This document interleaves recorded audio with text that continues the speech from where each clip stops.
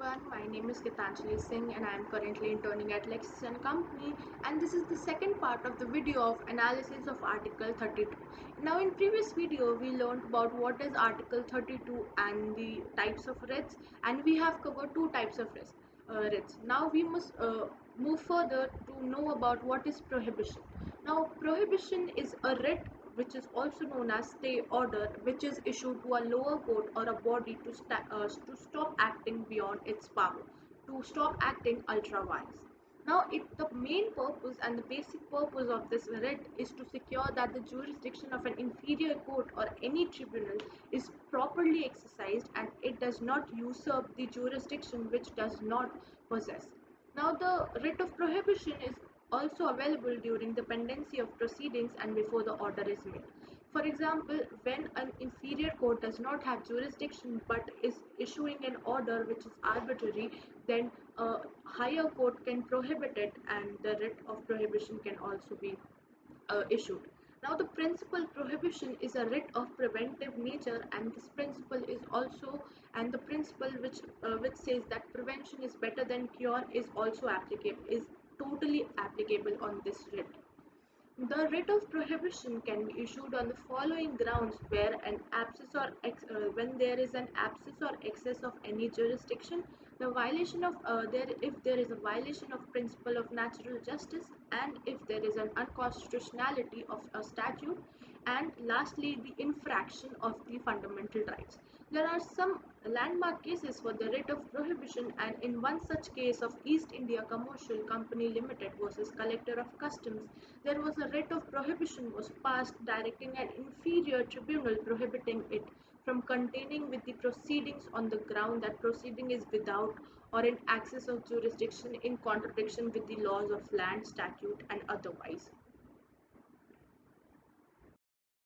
In this writ, it was also in the case of Bengal Immunity versus Company Limited, the Supreme Court pointed out that where an inferior tribunal is shown to have seized the jurisdiction which does not belong to it, than that the consideration is irrelevant and the writ of prohibition has to be issued as a right as soon as possible.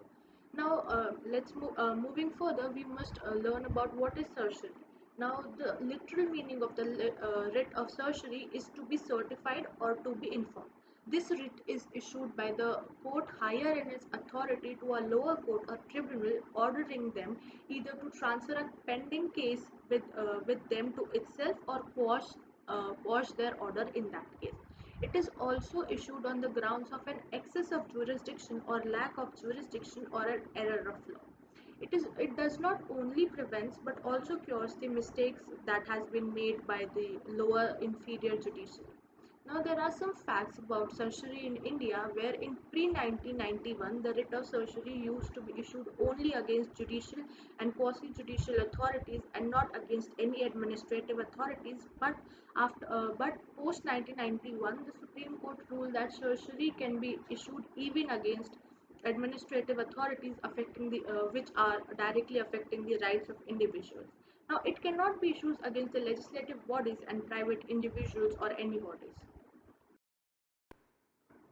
As of all, there are certain conditions which are necessary to issue the writs of certiorari, which are anybody of a person it can be issued, and having any legal authority, the higher courts having the legal authority, and to determine the question affecting the rights of the subject, that is any individual person's right has been affected, or having the duty to act judicially, that is the higher courts have the duty to act authoritatively and judicially, and if act in excess of legal authority. Now there are some grounds on which certiorari may not be issued where there is no error of jurisdiction, there is no excess of jurisdiction, and no abuse of any jurisdiction is happening, and no violation of no violation of any principle of natural justice. In this, no writ of no any kind of writ cannot be issued.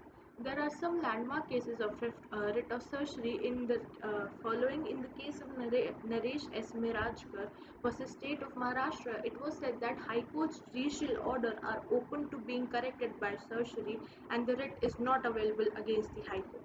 In In the case of Surya Devi Rai versus Ramchandra Rai, uh, the Supreme Court has explained the meaning, ambit, and the scope of certiorari, and it was held that certiorari is always available against inferior courts and not against equal or any higher courts. Moving further, we must learn about what is quo warranto. The literal meaning of quo warranto is by what authority and or by what warrant you must be doing anything. The Supreme Court or High Court issues this writ to prevent illegal usurpation of any public official office by a person. Through this writ, the court inquires into the legality of a claim of a person to the police office. The writ is issued to the person ousting him from holding a public post to which he has no right. It is also used to try the civil rights to the public post. Quo warranto can be issued only when the substantive office of a permanent character created by a statute or by the constitution is involved. Now, it cannot be issued against any private or ministerial office. Similarly, in the case of Jamalpur Arya Samaj versus Dr. D. Ram, the writ was denied on the ground that the writ of quo warranto cannot lie against any office or of any private nature. Also, it is necessary that the office must be of a substantive character and it must be of a governmental or public office. These were the five writs that can be issued under Article 32 and 226 of of Supreme Court and High Court respectively. But surprisingly, Article 32 is a fundamental right where the Supreme Court cannot refuse to exercise its power to issue the writs while High Court can do so. There are some general facts about the writs in India where Article 32 also empowers Parliament to authorize any other court to issue writs, and before 1950 only the High Courts of Calcutta and Bombay and Madras had the power to issue the writs.